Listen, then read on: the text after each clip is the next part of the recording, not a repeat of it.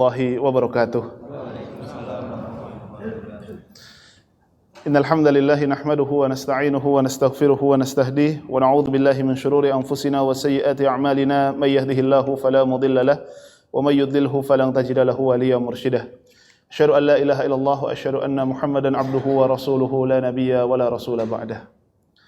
Baik, sahabat-sahabatku, Bapak-bapak, ibu-ibu yang dirahmati oleh Allah Subhanahu wa taala, alhamdulillah Allah Subhanahu wa taala pertemukan di majelis yang mulia ini. Alhamdulillah Allah Subhanahu wa taala insyaallah akan jadikan majelis ini sebagaimana namanya, Al-Fitrah, itu artinya suci gitu ya, insyaallah. Amin ya rabbal alamin. Salawat serta salam telah tercurahkan pada junjungan kita Nabi Allah Muhammad sallallahu alaihi wasallam, alladzi qad hamala an-nasa minadh-dhulumati ila an-nur. Berkat usaha beliau, berkat jihad beliau, berkat upaya beliau, berkat dorongan beliau, berkat gandengan beliau, alhamdulillah kita bisa menikmati indahnya Islam dan manisnya iman. Alhamdulillah, selanjutnya dilanjutkan oleh para sahabat dan yang disebutkan oleh Rasulullah sallallahu alaihi wasallam bahwa sebaik-baik masa itu adalah masaku, yaitu masa Rasulullah, kemudian masa setelahnya yaitu masa para sahabat. Baik, Bapak ibu-ibu yang dirahmati oleh Allah Subhanahu wa taala, saya awalnya tertarik sekali dengan judul dari materi kita kali ini gitu. Saya nggak tahu siapa yang buat temanya, tapi ini bagus banget. Zakatku bukan hakku. Karena memang zakat itu bukan hak.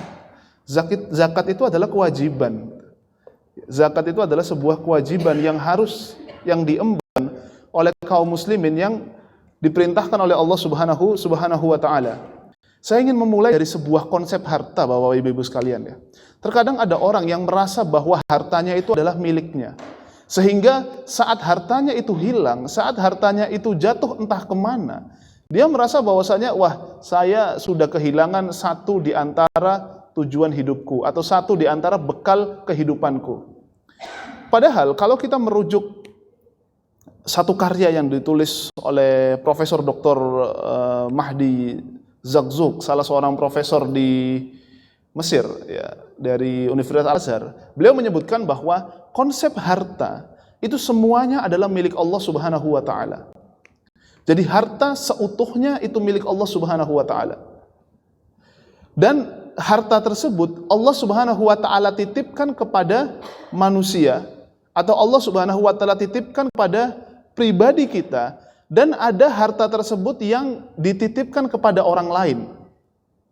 Sehingga saat kita menjaga harta kita, atau kita berupaya untuk menggapai nikmat Allah Subhanahu wa taala yang Allah tetapkan di muka bumi ini, itu sama seperti kita sebenarnya sedang menjaga harta Allah Subhanahu wa taala.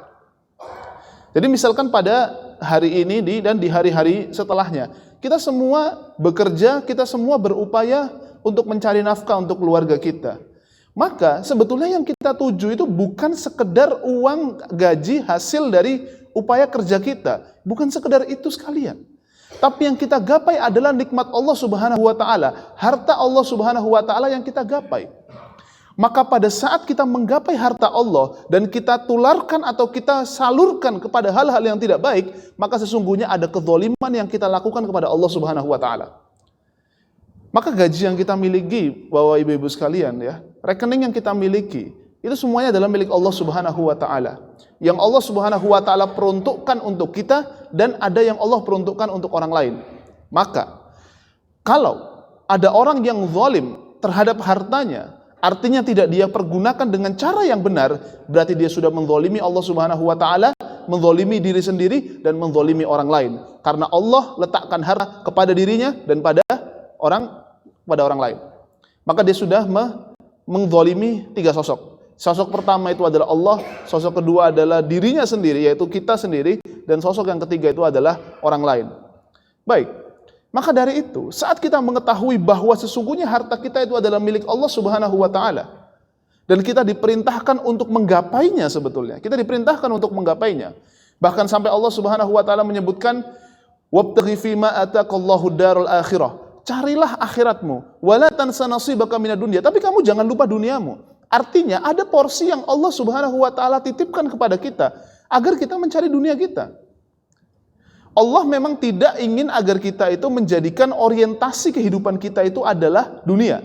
Tapi Allah memerintahkan kepada kita agar kita bisa menang di dunia.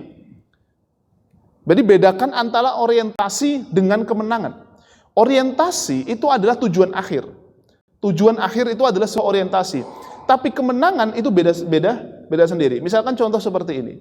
Kita berorientasi untuk menjadi orang yang tercerdas atau terpintar di dunia ini. Atau kita berorientasi untuk menjadi orang terkaya di muka bumi ini. Maka tahapan yang harus kita dapatkan, otomatis kita harus memiliki goals atau kita memiliki tujuan-tujuan yang tujuan jangka pendek ataupun jangka menengah untuk menggapai orientasi tadi. Maka sama, saat kita menggapai atau menginginkan atau berorientasi kepada dunia, inilah yang dicegah oleh Allah Subhanahu wa taala. Tapi apakah lantas saat kita dicegah oleh Allah agar kita tidak berorientasi di dunia, lantas kita tidak boleh memenangkan dunia? Tetap kita harus memenangkan dunia. Makanya kenapa Rasulullah pernah bersabda seperti ini?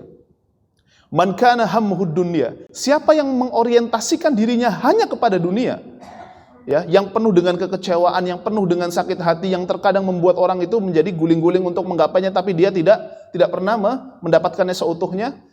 Farraqallahu amrahu, Allah akan cabik-cabik, Allah akan porak-porandakan semua rencana-rencana hidupnya. Jadi yang berorientasi kepada dunia dalam arti dia menggapai ini hanya untuk kesenangan dia saja, bukan untuk mendapatkan kesenangan nanti di akhirat, maka Allah akan porak-porandakan semua rencananya. Rencana di umur 40 saya harus mendapatkan A, di umur 45 saya harus mendapatkan B, di umur 60 saya harus mendapatkan C. Ada tujuan-tujuan untuk menggapai financial freedom lah bahasa orang sekarang itu, agar mencapai tujuan yang diinginkan. Tapi kalau orientasi yang dia gunakan adalah dunia, farraqallahu amrahu, Allah akan cabik-cabik semua perkara kehidupannya. Rencananya Allah akan porak-porandakan. Wa ja'alal faqr baina 'ainaihi, dan Allah akan letakkan kemiskinan di depan matanya. Dia mungkin memiliki segalanya, rekeningnya itu gemuk sekali, tapi Allah letakkan kefakiran di depan matanya sehingga dia tidak pernah merasa puas, merasa kurang, merasa bahwa hartanya ini tidak bisa tidak dapat mengekalkan dia. Karena apa? Karena sungguhnya dia ingin mendapatkan harta yang lebih banyak daripada apa yang dia miliki. Walam ya'tihid dunya illa ma kutibalah. Sekalipun dia berharap dunia itu datang kepadanya, tapi dunia tidak akan pernah datang kepadanya kecuali apa yang telah Allah tetapkan kepadanya. Lalu Rasulullah menyebutkan, wa in kana man kana niyatuhu al-akhirah. Siapa yang niatnya adalah akhirat, jama'allahu lahu amrahu, Allah yang akan selesaikan semua permasalahannya. Tujuan-tujuan hidupnya akan diselesaikan seluruh oleh Allah Subhanahu wa taala. Bahkan hal-hal yang tidak terfikirkan dalam hidupnya, Allah akan selesaikan kehidupan dia.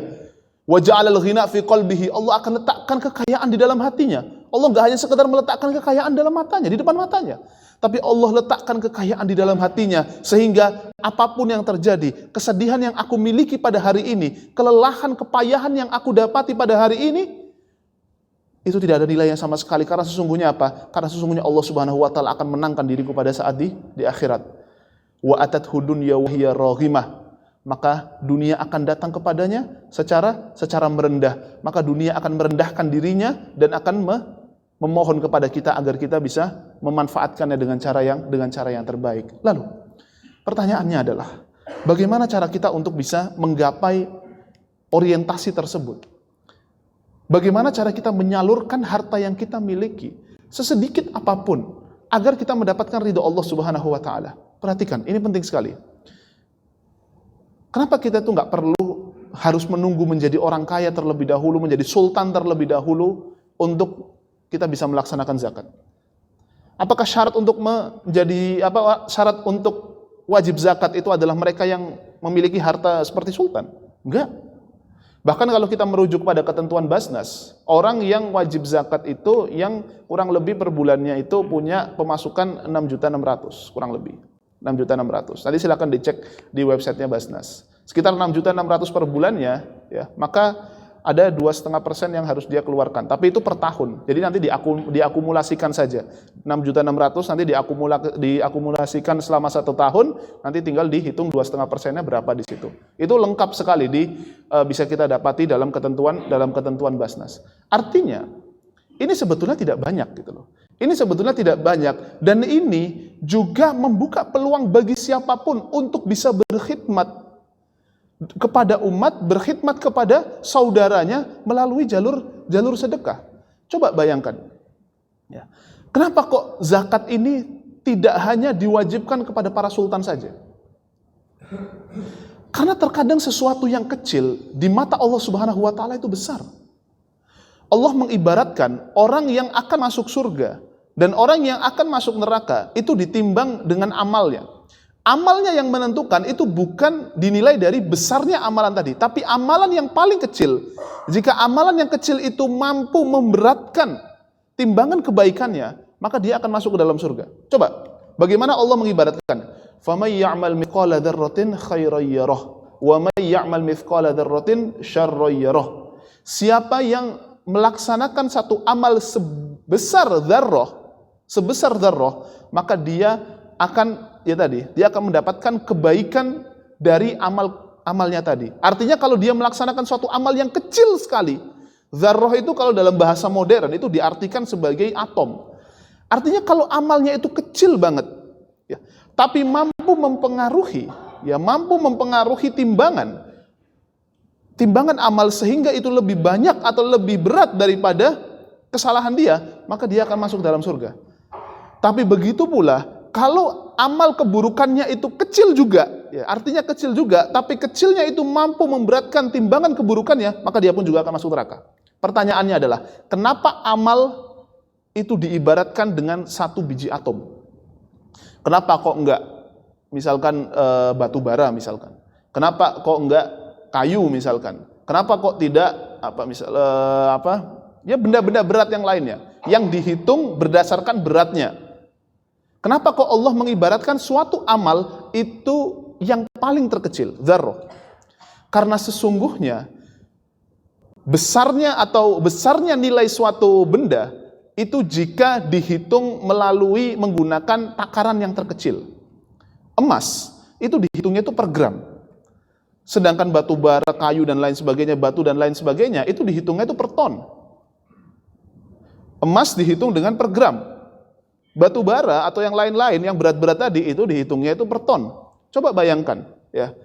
Bisa jadi beberapa gram saja, artinya kecil sekali, beberapa gram dari emas itu nilainya bisa lebih berharga daripada bertonton batu di situ. Artinya nilai itu bukan berdasarkan kepada beratnya, tapi dari kualitas yang dimiliki oleh amal tersebut. Allah ingin menyebutkan dalam ini bahwa sesungguhnya amal kita bisa jadi kecil. Bahwa tidak semua yang tinggi-tinggi, tidak semua yang besar-besar dengan upaya yang sangat luar biasa lantas membuat dirinya itu lebih mulia daripada yang lain, belum tentu. Apakah lantas orang yang sultan tadi memiliki kemungkinan untuk masuk surga lebih tinggi daripada orang yang tidak sultan? Enggak. Tidak seperti itu. Bahkan ya, kalau kita merujuk kepada para sahabat Nabi itu ada yang masuk surga lewat jalur yang berbeda-beda. Ada yang masuk surga lewat jalur hartanya, ada yang masuk surga lewat jalur ibadahnya. Abu Hurairah itu termasuk ashabus suffah, termasuk orang miskin yang tinggal di masjid. Ya, yang tidak memiliki harta apapun kecuali dapat pemasukan dari masjid saja. Ibaratnya marbot masjid Nabawi itu adalah ashabus suffah. Tapi apakah lantas kualitas Abu Hurairah itu lebih rendah daripada Utsman bin Affan, yang notabene adalah salah satu orang terkaya di Madinah? Tidak. Karena yang terpenting dari amal yang bisa kita laksanakan itu adalah kualitas dari amal kita. Mungkin banyak orang yang berkali-kali haji, berkali-kali umroh, setahun sekali dia umroh, bahkan sebulan sekali mungkin dia itu umroh. Tapi apakah lantas beberapa kali umrohnya dia bisa mengalahkan orang yang sujud tiap hari di tiap malamnya, menangis berharap ridha Allah Subhanahu wa taala? Karena bisa jadi mereka yang hanya sujud di hadapan Allah Subhanahu wa taala saja dengan menangis, merengek dan menyesali semua perbuatannya, bisa jadi itu lebih mulia daripada orang yang mungkin berkali-kali melaksanakan umroh maupun haji. Baik. Apa guna daripada zakat? Kenapa sih kita tuh harus berzakat? Seberapa pentingnya zakat itu? Harta kita, harta kita itu tidak bisa dipastikan. Apakah harta kita semuanya itu suci atau tidak? Kita memang menggapai harta kita atau mencari nafkah untuk diri kita itu dengan cara-cara yang terbaik. Dengan cara-cara yang terbaik. Tapi yang namanya manusia itu pasti ada khilaf dalam kehidupan dia. Dia tidak mungkin berada di dalam satu fase yang tidak mungkin atau tidak pernah melaksanakan dosa, itu tidak mungkin. Tipikal daripada manusia itu adalah kemungkinan atau kans terbesarnya dia untuk melaksanakan dosa. Termasuk juga dalam dunia pekerjaan. Kita semua tahu bahwa dalam dunia pekerjaan, dalam dunia proyek dan lain sebagainya, tipu-tipu lah, sogok dan lain sebagainya itu menjadi hal yang biasa. Itu adalah hal yang terkadang sulit sekali untuk ditinggalkan. Berat sekali untuk ditinggalkan. Nah, maka karena manusia memiliki kecenderungan untuk berbuat salah, maka Allah itu maha adil. Allah memberikan potensi kepada manusia atau Allah memberikan solusi kepada manusia agar dia tidak abadi di dalam keburukannya. Agar dia diberi ketukan hangat oleh Allah Subhanahu wa taala agar kamu itu harus kembali kepada Allah Subhanahu wa taala. Allah bukanlah sosok yang membiarkan hambanya untuk masuk ke dalam jurang dosa terus-menerus. Terkadang Allah Subhanahu wa taala memberikan ketukan yang keras kepada manusia agar manusia itu supaya bangun. Agar dia bisa mampu membersihkan harta-hartanya, dia mampu untuk membersihkan jiwanya agar kembali kepada Allah Subhanahu wa taala. Kalau manusia sudah tidak diberi kesempatan oleh Allah Subhanahu wa taala taubat, maka itulah disebut sebagai istidraj. Allah Subhanahu wa taala berfirman, A'udzubillahi minasyaitonir rajim. Falamma nasu ma dzukiru bihi. Maka saat ada seorang manusia yang lupa terhadap Allah Subhanahu wa taala, fatahna alaihim abwaaba kulli syai'in, maka Allah akan bukakan semua pintu-pintu kesenangan. Hatta idza farihu bima utu, sampai dia itu terlena dengan kesenangan tadi, akhadnahum baghtatan, Allah akan ambil hartanya, ambil kesenangan itu secara sekonyong-konyong. Fa idahum mublisun. Baik, coba perhatikan ayat ini. Ini adalah tentang bagaimana ilustrasi yang digambarkan oleh Allah Subhanahu wa taala kepada mereka yang lupa terhadap Allah Subhanahu wa taala, dan Allah bukakan semua pintu-pintu kesenangan. Allah bukakan pintu A, Allah bukakan pintu B, kesenangan di bidang A, karirnya naik, hartanya bertambah, rekeningnya gemuk, jabatannya naik dan lain sebagainya. Semua pintu-pintu kebaikan dibukakan oleh Allah Subhanahu wa taala sampai akhirnya dia lupa terhadap apa yang dia miliki. Dia lupa dan dia terlena dengan kesenangan tadi, Allah akan ambil secara sekonyong-konyong. Artinya, jangan pernah merasa aman terhadap diri kita saat kita mendapatkan banyak rezeki. Bukan banyak rezeki, banyak harta.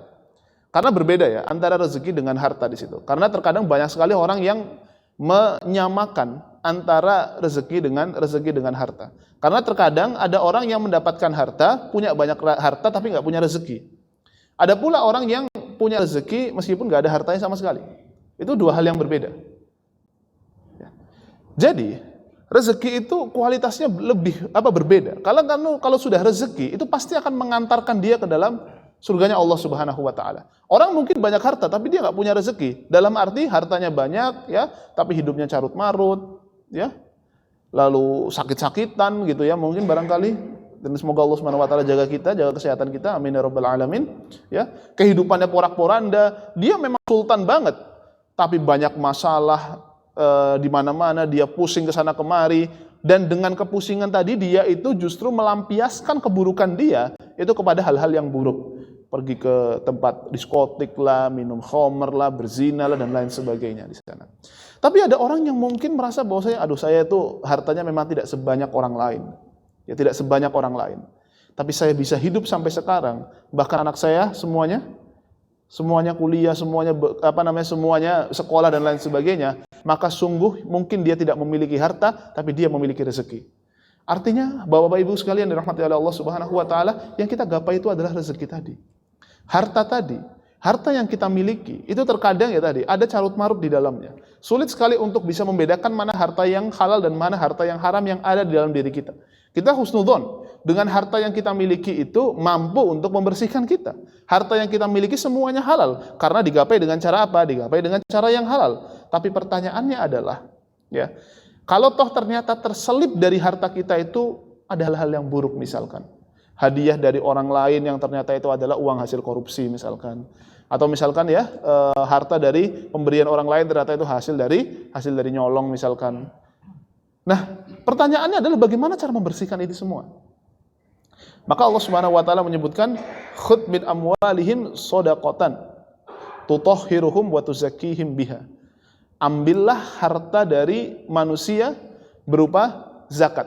Artinya Allah memerintahkan kepada kaum muslimin agar dia itu bisa menunaikan zakat. Tujuan daripada zakat itu tertera dari arti zakat itu sendiri. Zakat itu memiliki arti suci, Ibu sekalian, Bapak Ibu sekalian. Memiliki arti suci. Jadi tujuan daripada zakat itu adalah mensucikan harta kita.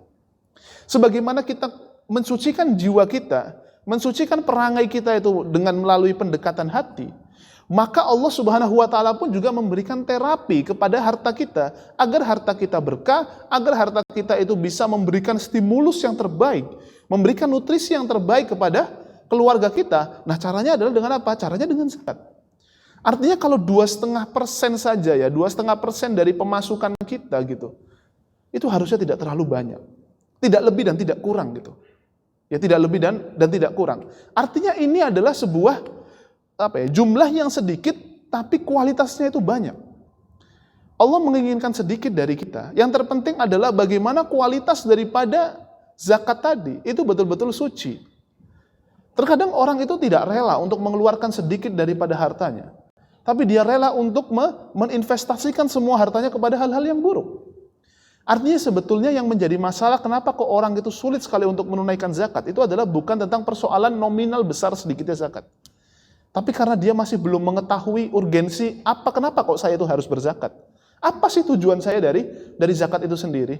Kenapa saya harus berzakat? Kalau toh saya berinvestasi harta saya untuk mendapatkan profit yang lebih besar, saya mendapatkan manfaatnya. Tapi kalau zakat apa manfaatnya bagi kita? Maka kuncinya daripada pembayaran zakat adalah mensucikan jiwa atau mensucikan harta-harta kita. Kita menginginkan agar harta kita itu berkah. Kita menginginkan harta kita itu bisa lebih menyenangkan, membuat diri kita bisa berkumpul di sini, bisa ketawa ketiwi, bisa ngobrol dengan banyak orang tanpa harus kepikiran dengan hal-hal yang lain di sana. Kalau toh ada permasalahan dalam hidup kita, setidaknya kita itu masih merasa nyaman bahwa alhamdulillah, insya Allah masih bisa tertangani. Itu adalah tujuan daripada zakat. Nah, bahkan kalau kita merujuk kepada sejarah dari zakat itu sendiri, pada zaman Nabi Isa pun, artinya ini bahkan sebelum Nabi Isa, ya, nah, dalam surat Maryam itu disebutkan bahwa Nabi Isa itu disebutkan wa ja'alani mubarakan aina ma kuntu wa awsani bis sholati waz zakati ma dumtu hayya. Ini kataan Nabi Isa ketika baru dilahirkan. Karena Nabi Isa diberi kuasa oleh Allah Subhanahu wa taala untuk berbicara ketika beliau itu masih kecil. Apa kata Nabi Isa? Wa ja'alani mubarakan aina ma kuntu, dan Allah telah menjadikan aku berkah dimanapun aku berada. Wa awsani bis shalah, dan Allah memerintahkan aku untuk melaksanakan salat, waz zakah, dan melaksanakan zakat. Artinya apa? Artinya zakat ini kalau dalam konteks sejarah, zakat ini sebetulnya sudah ada dari dulu. Cuma yang menjadi masalah adalah, atau yang menjadi pertanyaan, kira-kira apakah teknisnya sama seperti sekarang atau tidak? Nah, itu kita tidak mendapatkan riwayat ya, wallahu a'lam. Saya secara pribadi belum mendapatkan riwayat apakah zakat di masa lalu itu sama seperti di masa sekarang. Tapi yang jelas adalah awal mula dirincikan zakat oleh Allah Subhanahu wa taala itu pada tahun kedua Hijriah. Jadi pada tahun 2 Hijriah, Allah Subhanahu wa taala memerintahkan beberapa kewajiban. Yang pertama itu adalah puasa, ya, dan yang kedua adalah zakat. Karena kalau sholat sudah sebelum itu, pada saat di periode Mekah, di peristiwa Isra dan Mi'raj, ya, di situ mulailah perintah sholat 5 waktu. Meskipun sebelumnya itu memang ada perintah sholat, tapi tidak paten 5 waktu di situ. Kita akan belajar banyak nanti insya Allah di lain waktu. Tapi yang jelas adalah zakat ini sudah ditetapkan oleh Allah Subhanahu wa taala pada tahun kedua, pada saat di masa Nabi Isa. Tapi rincian yang bisa kita dapati, yang kita harus laksanakan sesuai dengan ketentuan Allah Subhanahu wa taala itu pada saat tahun kedua Hijriah. Dan kita perlu tahu sekalian, Bapak ibu-ibu sekalian dirahmati oleh Allah Subhanahu wa taala, bahwa ada beberapa penerima zakat, ya, penerima zakat. Artinya ada orang yang berhak untuk menerima zakat. Nah ini nanti tentunya semua sudah tahu gitu. Kalau bahwa ibu-ibu buka surat At-Taubah ayat 60, di situ ada orang fakir, orang miskin, ada orang yang hutang gitu ya, ada orang yang hutang fisabilillah, lalu orang yang mu'allaf, ibnu sabil yang dalam perjalanan, itu bisa kita dapatkan dalam surat At-Taubah ayat 60. Nah, tapi saya ingin memberikan, kalau referensi ini bisa dirujuk oleh Bapak Ibu sekalian. Tapi saya ingin memberikan satu hal penting yang saya pikir ya, ini perlu dijadikan sebagai referensi untuk kita semua. Terkadang ada beberapa orang itu yang memiliki upaya untuk meringankan orang lain atau berorientasi untuk berzakat, tapi terkadang sasarannya keliru. Contohnya misalkan seperti ini. Zakat itu seakan tidak di-manage dengan baik, sehingga udah saya ngeluarkan zakat ya, terus habis itu disebar terserah kepada fakir miskin manapun. Tapi setelah orang penerima zakat itu sudah mendapatkan haknya, dia akan kembali miskin lagi. Karena apa? Karena zakat tidak termanage dengan baik. Saya pribadi sangat sepakat dengan ada satu konsep dalam penunaian zakat yang saya pikir ini akan bagus sekali kalau toh bisa diinisiasi oleh teman-teman. Jadi ada satu konsep dalam pengelolaan zakat itu dengan cara mustahiknya itu tidak random. Terkadang kan mustahiknya itu random, artinya ada yang ngasih, ada orang membayar zakat ke lembaga zakat, lalu setelah dikasihkan ke lembaga zakat, lalu cari orang miskin misalkan atau orang yang sedang membutuhkan di beberapa wilayah di situ. Sudah dikasih sembako di sana, dikasih uang misalkan dan lain-lain di situ. Tapi setelah uang itu habis, setelah sembako itu habis, dia kembali lagi ke dalam jurang kemiskinan. Maka akan lebih baik jika polanya tentu nanti sambil disesuaikan dengan sistemnya. Polanya adalah dicari kira-kira orang yang memiliki potensi atau orang prioritas yang berhak untuk menerima zakat. Misalkan contoh, hanya ada 2 orang saja.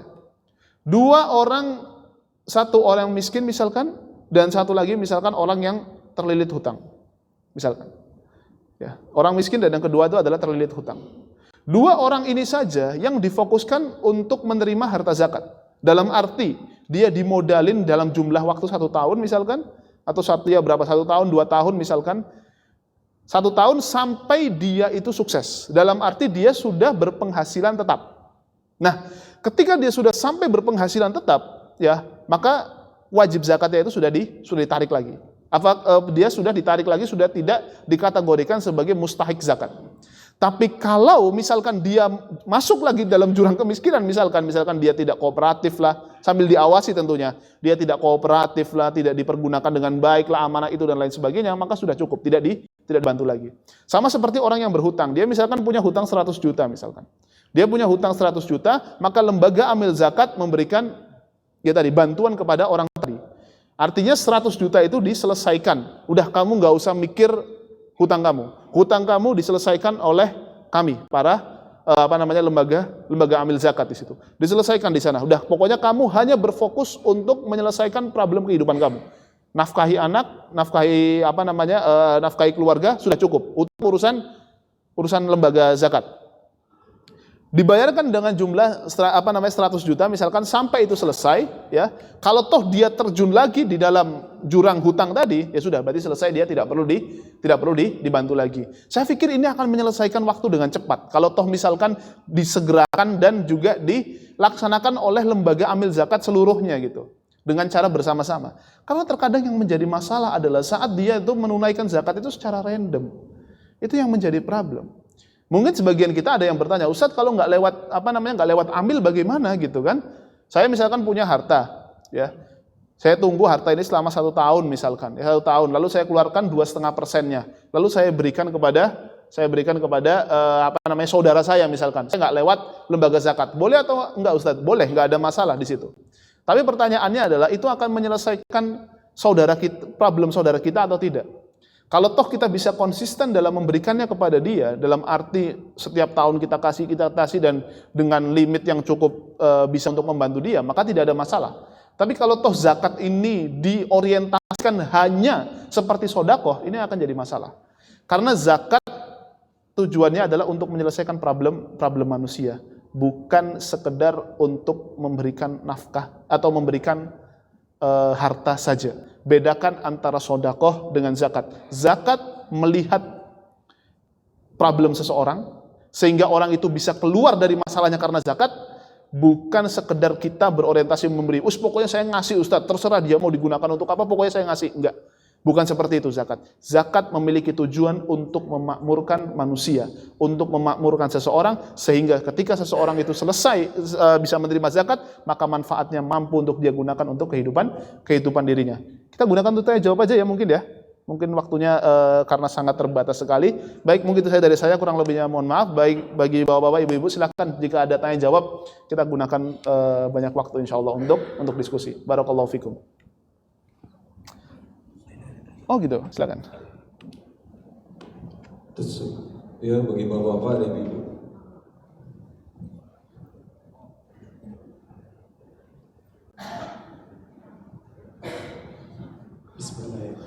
Bismillahirrahmanirrahim. Nama saya Sumarna.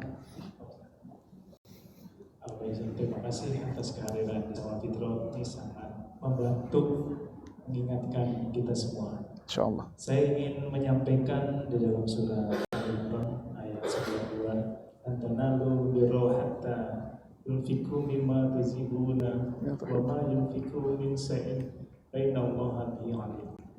Kamu sekali-kali tidak sampai kepada kebajikan yang sempurna sebelum kamu menambahkan sebagian harta yang kamu cintai. Dan apa saja yang kamu nafkahkan, maka sesungguhnya Allah mengetahui. Pertanyaan saya mengenai zakat dan kita infak. Apakah zakat itu harus selalu kita hitung dan niatkan? Apakah bisa secara otomatis bahwa kita berinfak selama infak itu atau nafkah itu diberikan kepada mustahik? Apakah masuk kategori zakat? Oke. Nah, pertanyaan saya itu ya. Mudah-mudahan bisa dipahami. Baik. Terima kasih Ustaz. Baik. Assalamualaikum warahmatullahi wabarakatuh. Assalamualaikum warahmatullahi wabarakatuh. Mau dikumpulkan dulu atau langsung aja? Oke. Ya. Ada perbedaan ya antara zakat dengan infak. Ya, infak atau sedekah kurang Jadi gini. Sebetulnya ada beberapa, saya mau petakan sedikit ya untuk tambahan ilmu bagi teman-teman ya. Jadi infak itu adalah pemberian harta. Ya, infak itu dibagi menjadi dua. Ada infak wajib, ada infak sunnah. Infak wajib itu yang disebut sebagai zakat, infak sunnah itu yang disebut sebagai sedekah. Nah, kayak gitu. Jadi sebetulnya zakat itu masuk dalam ruang infak. Cuma kalau di Indonesia ini kan infak dan sedekah itu terpisah sendiri. Padahal kalau dalam konteks syariah itu infak itu masuk ke dalam kategori infak itu turunannya itu adalah ada yang wajib disebut zakat, yang sunnah itu disebut sebagai sedekah. Baik, saya menggunakan istilah ya infak dan sedekah gitu aja deh. Jadi perbedaan antara zakat dan infak dan sedekah pertama adalah bahwa zakat itu nominal hartanya jelas. Ya, apa saja di situ. Ya, hartanya jelas apa saja. Di situ ada emas lah, di situ ada ada peternakan lah, ada lagi pertanian lah dan lain sebagainya, termasuk zakat profesi, ya, karena profesi lah, itu semuanya sudah ditentukan. Itu satu. Yang kedua adalah nominalnya juga sudah ditentukan. Nominalnya itu sudah ditentukan. Yang ketiga, penerimanya pun juga sudah ditentukan. Jadi harta wajib zakatnya sudah ditentukan, sekaligus juga orang-orang yang berhak menerima. Lalu yang kedua adalah nominalnya sudah ditentukan berapa, ada yang 2,5%, ada yang 15% dan lain sebagainya. Nanti itu rinciannya panjang sekali tentunya. Dan yang ketiga adalah penerimanya pun juga sudah ditentukan. Nah, jadi dia itu sifatnya seperti kaku lah ya, ada bahasa dalam tanda kutip itu kaku, sudah ditentukan oleh Allah Subhanahu wa taala dan Rasulnya di sana. Meskipun nanti dalam penerapannya itu sifatnya itu fleksibel, karena itu konsep umumnya dia itu sifatnya kaku seperti tadi, penerimanya ditentukan, jumlahnya ditentukan, dan orang yang wajib itu siapa saja, itu sudah jelas. Nah, tapi nanti dalam teknis penyalurannya itu fleksibel. Nah, kalau sedekah atau infak itu lebih fleksibel lagi di sana. Artinya jumlahnya tidak ditentukan, ya. Siapapun bisa melaksanakan. Orang manapun juga bisa menerima. Tapi lebih spesifik memang kalau kita menggunakan perspektif syariat, sedekah ini memang dikhususkan kepada orang-orang yang membutuhkan saja. Ya, orang-orang yang membutuhkan saja di situ. Sekalipun perluasan makna orang yang membutuhkan ini digunakan pula oleh para ulama. Misalkan contoh kepada masjid misalkan. Nah, masjid itu pun juga disebut sebagai infak dan sodakoh di situ. Apakah masjid itu adalah orang miskin? Enggak juga gitu kan. Masjid ada yang rekeningnya itu banyak banget itu 2 miliar dan lain sebagainya, itu banyak banget di sana. Tapi tadi kita menyumbangkan uang kita ke masjid itu ya memang ya tadi bukan karena kekayaan tadi, tapi karena memang kita niatkan untuk sodakoh di sana. Nah, jadi otomatis ada perbedaan di sana, ya ada perbedaan. Otomatis karena ada perbedaan tadi, cara penyampaian kita atau menyalurkannya pun juga dengan niat yang berbeda. Otomatis pada saat kita mau ngasih nih, kita sudah ngelihat terlebih dahulu, nominalnya sudah kita tentukan terlebih dahulu. Niatnya awalnya niat zakat. Kalau niat sudah zakat, maka otomatis nominalnya sudah kita tentukan. Yang kedua, kita ngelihat diri sendiri. Kita ngelihat, oh ternyata gaji saya per bulannya itu misalkan cuma 5 juta saja. Oh, berarti masih belum wajib zakat. Ya, cuma 5 juta saja, berarti masih belum wajib zakat. Tapi Ustadz, saya ingin ngasih harta saya kepada orang lain. Ya sudah, kita pakai cara sodakoh. Kalau zakat itu memang sudah ditentukan sekali, khususnya untuk di kalangan profesi gitu, itu sekitar 6.600.000. Jadi kalau gajinya dikurang dari itu semua, maka sebetulnya sudah nggak wajib zakat dia. Ya. Jadi pertama kita ngelihat dari diri kita niat terlebih dahulu, saya mau zakat. Sebelum kita niat masuk di sana, kita lihat diri kita sendiri. Kira-kira pemasukan kita berapa? 1. Ya. Masukan murid kita berapa? Yang kedua, ya otomatis kita pun juga harus tahu jumlah yang kita kasih itu ada berapa. Akan lebih baik kalau kita kasihkan ke lembaga zakat. Tapi kalau toh misalkan kita nggak ngasih ke lembaga zakat, nggak ada masalah, kita kasih kepada yang lain. Yang terpenting kita tahu nominalnya. Yang ketiga, orang-orangnya pun sudah ditentukan. Jadi itu 2 hal yang berbeda, maka penerapan zakat itu tidak bisa random seperti sodakoh. Kalau sodakoh atau infak bisa kita kasih dengan nominal berapapun, mau kita kasih 1.000 rupiah lah, atau mau kita kasih 1 juta, 10 juta, itu nggak ada masalah, dan kepada orang manapun juga bisa kita berikan. Seperti itu, wallahu a'lam. Ya baik, mungkin karena waktu terbatas, mungkin satu lagi kami. Silakan. Dari ibu atau ada? Ayo silakan. Terbatas sekali. Oh, masya Allah. Assalamualaikum warahmatullahi wabarakatuh. Ustaz, ini karena kita lagi bahas zakat, yang sepengetahuan saya zakat itu dalam rukun Islam kan termasuk salah satu, dan hukumnya berarti apabila itu masuk dalam rukun Islam berarti wajib kita lakukan. Betul. Dan berdasarkan penjelasan Ustaz tadi, infak itu dibagi 2. Yang pertama wajibnya zakat, sunnahnya sedekah. Iya. Nah, dalam zakatnya ini sendiri, apakah semua jenis zakat ini sifatnya wajib? Dan kalau iya, karena kata ketidaktahuan saya dan kelemahan ilmu saya, tolong dikasih tahu kita sebagai orang Islam dan sebagai pekerja, karena saya sering dengar masalah zakat profesi ya. Yeah. Dan selama ini saya amalin namanya zakat ya cuma zakat fitrah, karena mungkin karena pendapatan dan kemampuan kita ya. Tapi kan ada lagi namanya zakat mal sesuai dengan nasab atau kadar apabila sudah sampai gitu Ustaz. Yes, nah, zakat profesi ini sifatnya wajib itu sudah mutlak atau masih ada khilaf ya di antara ulama? Wallahu a'lam. Tapi balik lagi, karena ini sifatnya rukun Islam dan saya sendiri jarang mempelajari masalah zakat gitu. Padahal ini udah termaktub gitu, jelas zakat itu sifatnya wajib gitu. Nah, tolong dijelaskan maksudnya jenis zakat apa aja sih yang supaya kita nggak khilaf gitu, supaya apa benar semua karyawan yang udah mendapatkan gaji tadi nominalnya sekian berarti wajib zakat. Nah, selain itu apakah zakat mal juga? Tadi kan yang kita bahas zakat, tapi belum tahu nih ya zakat yang dimaksud seperti apa. Baik. Ada infak, ada sedekah, ada zakat. Baik. Nah, ini kita mau tahu yang wajib aja supaya kita nggak khilaf gitu nanti sebagai manusia. Oh, selama ini ternyata ada zakat yang terlewatin sama saya gitu kan, yang selama ini baru zakat fitrah aja paling selama pas lagi Ramadan. Kalau dari saya sih itu aja. Assalamualaikum warahmatullahi wabarakatuh. Assalamualaikum warahmatullahi wabarakatuh. Iya, baik, terima kasih, masya Allah, ini bagus banget. Iya, karena gini ya, saya jadi teringat ini. Kadang orang itu gara-gara tadi disebut rukun Islam itu ya, saya jadi teringat banget. Orang itu kadang egois sama rukun Islam zakat ini. Egoisnya kenapa? Karena orang itu berlomba-lomba ngumpulin uang untuk menggapai rukun Islam yang terakhir, haji. Rela itu ngeluarin uang buat dapetin bisa berhaji. Tapi orang kalau udah urusan zakat nggak berlomba-lomba untuk menjadi wajib zakat. Ya, dia berlomba-lomba untuk bisa haji, tapi nggak berlomba-lomba untuk wajib zakat. Jadi seperti zakat itu egois banget kita itu, cuma ngambil hajinya tapi nggak ngambil zakatnya. Nah itu tadi, masya Allah, terima kasih tadi sudah diingatkan. Baik, zakat itu ada konsep umumnya itu ada 2, ada zakat fitrah sama yang kedua itu adalah zakat mal. Kalau zakat fitrah semua udah tahu lah di situ. Nah zakat mal ini memang macam-macam, banyak sekali. Ada perdagangan nanti. Ada lagi nanti zakat peternakan.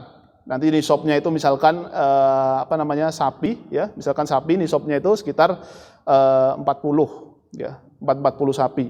Lalu nanti kalau misalkan unta ya, jadi kalau misalkan dia sudah punya peternakan 40 sapi ya, peternakan ada punya 40 sapi, dan perlu diingat 40 sapi itu yang dia itu nyari makan sendiri. Nah itu. Yang nyari makan sendiri dalam arti dia itu punya lahan yang luas di situ dan sapinya itu makan di situ sendiri gitu. Ya bukan yang disiapkan makanan dan lain sebagainya. Itu nanti akan ada rinciannya di sana. Nanti setiap 40 sapi zakatnya itu satu ekor sapi saja di sana. Bahkan kalau misalkan kambing 60 kambing ya. Kambing itu ada 60 kambing ya, dia punya ternak 60 kambing di sana. Dari 60 kambing tadi setiap tahunnya itu mengeluarkan hanya satu kambing saja di situ. Ada yang peternakan, ada yang pertanian, lalu ada lagi nanti zakat yang paling banyak itu zakat barang temuan. Temuan misalkan contoh antum nemu harta karun nih, misalkan tiba-tiba nemu gitu. Ya misalkan nemu harta karun lah di Kalimantan, misalkan lagi ngebor tiba-tiba nemu emas batangan 2 ton di situ. Nah, itu nanti ada zakatnya di sana. Ya, di situ ada zakatnya khusus di situ. Jadi zakat mal itu banyak banget sebetulnya Bapak Ibu sekalian. Nah, cuma yang ada di sekeliling kita yang termasuk mengena kepada kita sendiri itu memang zakat profesi. Zakat profesi ini memang ada khilaf di kalangan para ulama dari dulu. Perdebatan di kalangan para ulama. Karena salah satu sebab perbedaannya adalah karena gini, di zaman Rasulullah itu profesi itu udah banyak. Tapi kok kenapa nggak ada secara spesifik Rasulullah menyebutkan zakat profesi? Itu nggak pernah ada. Ya. Di zaman Rasulullah profesi-profesi tertentu itu ada, tapi nggak pernah disebutkan oleh Rasulullah itu sebagai zakat profesi. Kalau toh zakat ini menjadi hal yang sangat penting dan masuk dalam rukun Islam, harusnya Rasulullah sudah nyebutkan dong. Tapi ternyata kita lihat di zaman Rasulullah itu nggak ada zakat profesi. Tapi zakat profesi ini lahir dari sebuah ijtihad. Lahir dari sebuah ijtihad para ulama. Melihat konteks yang berbeda di zaman Rasulullah dengan di zaman di era para sahabat, khususnya pada masa Umar bin Abdul Aziz. Umar bin Abdul Aziz itu masuk di dinasti Umayyah. Di zaman Umar bin Abdul Aziz itu melihat bahwa profesi itu bukan hanya sekedar pedagang saja. Ya, jasa itu banyak banget di masa Umar bin Abdul Aziz. Nah, karena banyaknya jasa gitu ya, karyawan-karyawan itu banyak. Kalau di zaman Rasulullah mungkin mayoritas itu adalah pedagang, dan itu ada zakatnya sendiri.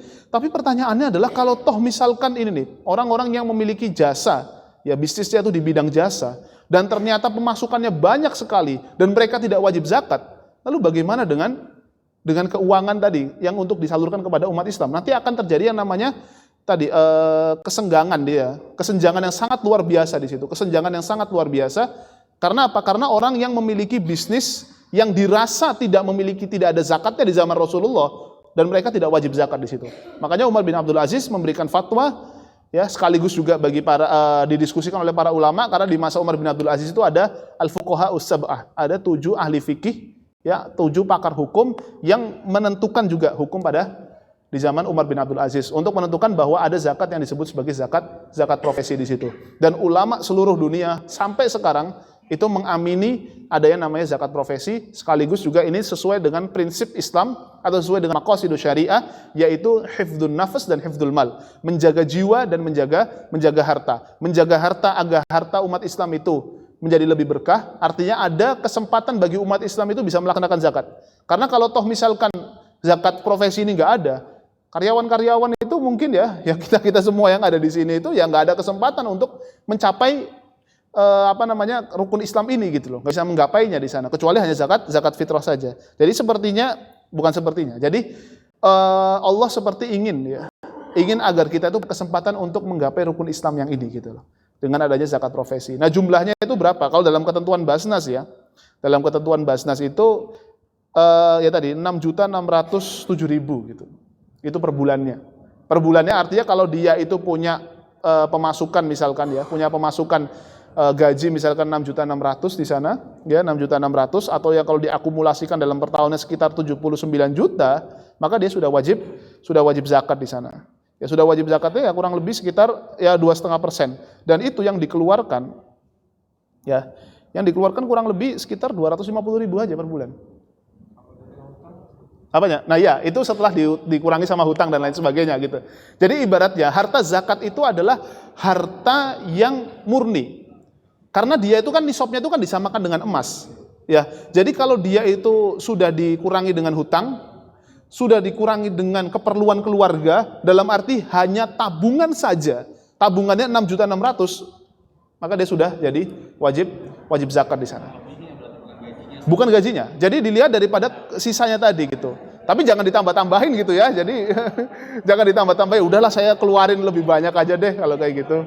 Enggak kayak gitu.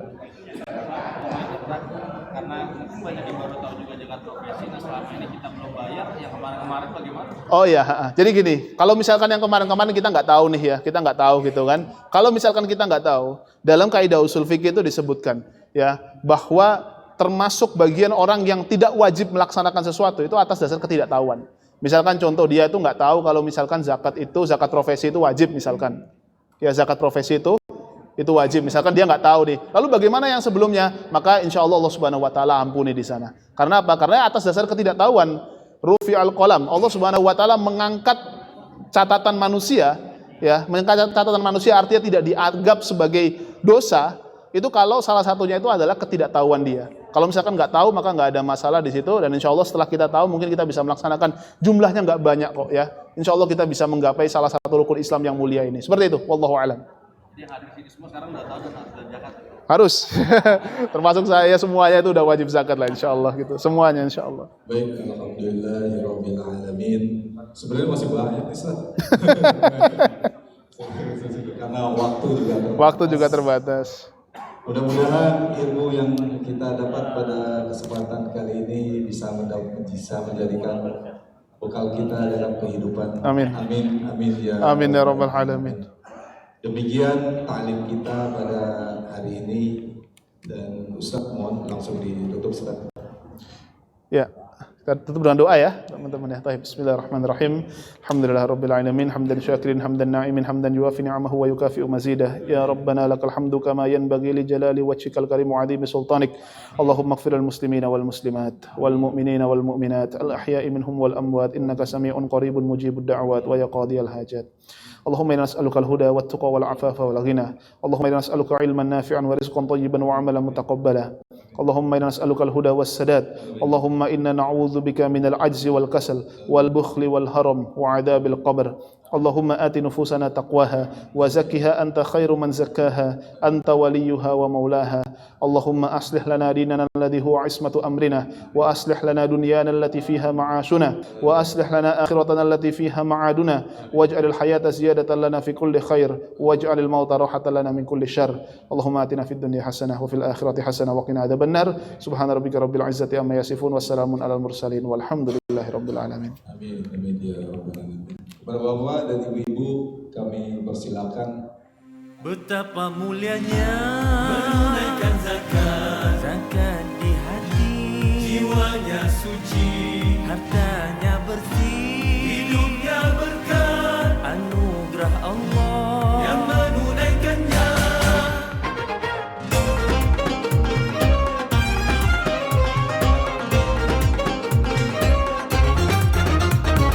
Sudah sunatullah, hidup manusia, ada yang kaya, ada juga yang miskin.